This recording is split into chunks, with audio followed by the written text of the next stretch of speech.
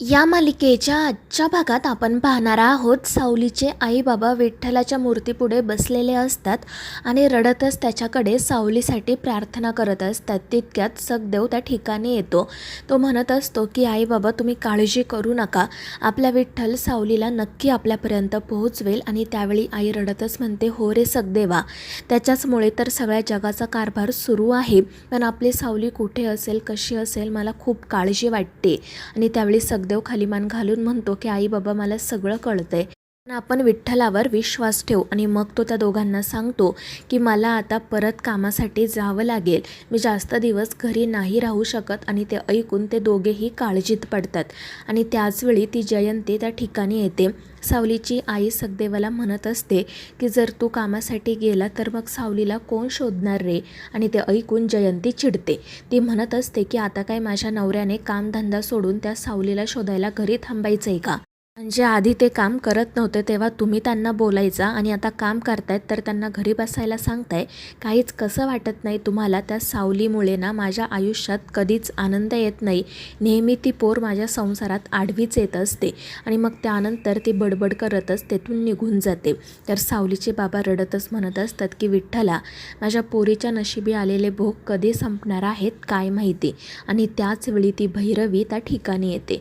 तिला बघून सगळेच जण घाबरतात. तर भैरवी आजूबाजूला पाहत विचारत असते की कुठे आहे ती सावली एकनाथ भागवत. आणि ते ऐकून सावलीचे बाबा भैरवीला सांगू लागतात की सावली इथे नाही आहे, पण ती त्यांचं काही ऐकून घेत नाही आणि त्यांच्यावरच ओरडते. ती म्हणत असते की त्या पोरीची हिंमत कशी झाली असं निघून जायची, तिने माझ्यासोबत काय करार केला आहे हे तुम्हाला चांगलंच माहिती आहे ना, मग मला फसवण्याचा प्रयत्नही तुम्ही करू शकत नाही. मला आत्ताच्या आत्ता सावली माझ्यासमोर हवी आहे. मला चांगलंच माहिती आहे की मी तुमच्या आयुष्यातून निघून जावी, म्हणूनच तुम्ही सावलीला गायब करून ठेवलं आहे. आणि ते ऐकून सावलीचे बाबा रडतच सांगतात की भैरवी माई, असं खरंच काही नाही आहे, साऊ कुठे आहे हे आम्हाला सुद्धा माहीत नाही. पण भैरवी काही ऐकूनच घेत नाही. ती सगळ्यांनाच खूप सुनावते आणि म्हणते जेव्हा तुमच्या घरात खायला भाकरी नव्हती, तुम्ही रस्त्यावर आले होते ना, तेव्हा या भैरवीने तुम्हाला मदत केली. आणि आता जर सावलीला माझ्यासाठी काम करायचं नसेल ना, तर मी आत्तापर्यंत तुमच्यासाठी जो एक एक रुपया खर्च केला आहे ना, त्याचा सगळ्याचा हिशोब मला हवा. ते सगळे पैसे माझ्या समोर ठेवा आणि मग जे करायचं आहे ते करा. आणि हे ऐकून घरातील सगळेच जण घाबरतात. आणि तितक्यात जयंती त्या ठिकाणी येत नाटक करत म्हणू लागते की भैरवी माई, हे काय बोलताय तुम्ही? म्हणजे त्या सावलीने कर्ज केलं आणि आता ते काय माझ्या नवऱ्याने फेडायचं का? म्हणजे तिने करायचं आणि आम्ही भरायचं, आम्ही कुठून आणणार इतका पैसा? आणि ते ऐकून भैरवी चिडून म्हणते की तुझा हा ड्रामा ना बंद कर. तुमची ही नाटकं आता मला चांगलीच माहिती झाली, त्यामुळे आता लवकरात लवकर त्या सावलीला माझ्या पुढे घेऊन या, नाहीतर तुम्हा सगळ्यांचं आयुष्य उद्ध्वस्त केल्याशिवाय मी गप्प बसणार नाही. आणि मग ती तेथून निघून जाते. दुसरीकडे नील त्याच्या कपाटामधून एक फाईल बाहेर काढतो आणि त्या फाईलमध्ये सावलीचं खरं पत्र असतं. चुकून ते नीलकडून खाली पडतं आणि नील ते वाचणारच असतो, पण तितक्यात त्याला एक कॉल येतो. त्यामुळे नील तो कागद पुन्हा फाईलमध्येच ठेवतो आणि सारंगकडे जाण्यासाठी निघतो. त्याचवेळी ऐश्वर्या त्या ठिकाणी येत त्याला विचारते की काय झालं. तर नील सांगतो एका फाईलवर सारंगची सही हवी.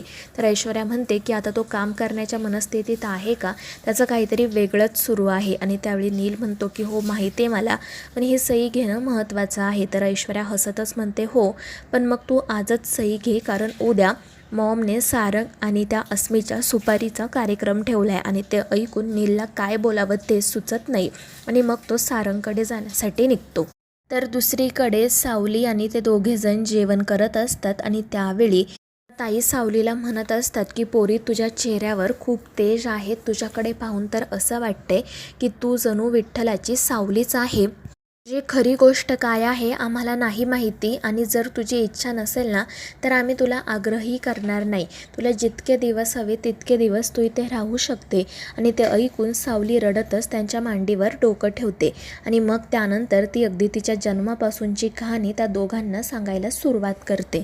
आणि ते सगळं काही ऐकून ते दोघेजण सावलीकडे पाहतच राहतात. पंढरीनाथ म्हणत असतो की पोरी, खरंच तुझी ही गोष्ट ऐकून असं वाटतंय की तू जणू विठ्ठलाची सावलीच आहे. तुझ्या आयुष्यामध्ये इतके संकट आली, पण तरीही तू ठामपणे त्या संकटांना तोंड देत उभी राहिलीस. आणि आता जर तुला माघारी जायचं असेल ना, तर तू नक्की जा. पण जर तुला इथे आमच्यासोबत राहायचं असेल ना तर तू खुशाल राहा. आणि ते ऐकून सावली रडतच म्हणते की मला माझ्या घरच्यांची खूप आठवण येते. माझ्या कुटुंबामध्ये जीव अडकलाय. मला आईबाबांना, दादा वहिनीला, माझ्या अप्पूला भेटायचं आहे. आणि ते ऐकून मग त्या ताई म्हणतात की पोरी काळजी करू नको. जर तुला माघारी जायचं असेल ना तर विठ्ठल तुला माघारी नक्की पाठवेल. आणि आता तू जे काही सांगितलं त्यावरून एक गोष्ट कळते की तुझं आयुष्य तुझ्या हातात नाही आहे तर ते नियतीच्या हातात आहे. त्यामुळे तू काळजी करू नको. आणि एक गोष्ट लक्षात ठेव, तुझ्या नवऱ्याच्या आयुष्यातली तुझी भूमिका अजून संपलेली नाही आहे. त्यामुळे विठ्ठल नक्कीच तुला परत माघारी पाठवेल. दुसरीकडे सारंग त्याच्या खोलीत असताना नील त्या ठिकाणी येतो. तो सारंगकडे ती फाईल देत त्याला सही करायला सांगतो. पण सारंग अचानक घाबरतो, पॅनिक होतो. तर नील म्हणतो की सारंग रिलॅक्स, तू नंतर सही केली तरी चालेल. आणि त्यावर सारंग हो म्हणतो. तर नील त्याला म्हणतो की एक भाऊ म्हणून मी तुझ्याशी बोलू शकतो का? आणि त्यावर सारंग हो म्हणतो. आणि मग नील त्याला समजावतो की सारंग, आता तुला लवकरात लवकर काहीतरी ठोस निर्णय घ्यायला हवा आहे.